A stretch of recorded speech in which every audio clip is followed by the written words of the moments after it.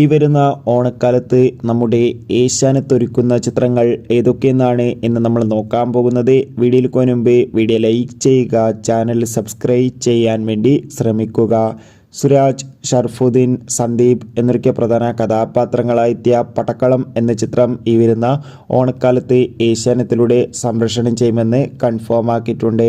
പൃഥ്വിരാജിൻ്റെ സംവിധാനത്തിൽ മോഹൻലാൽ, മഞ്ജു വാര്യർ, ടൊവിനോ തോമസ് എന്നൊക്കെ പ്രധാന കഥാപാത്രങ്ങളായെത്തിയ ചിത്രമായിരുന്നു എമ്പുരാൻ. ചിത്രം ഓഗസ്റ്റ് 17 ഞായറാഴ്ച ദിവസം വൈകുന്നേരം 5 മണിക്കായിരിക്കും ഏഷ്യാനെറ്റിലൂടെ സംപ്രേഷണം ചെയ്യുക.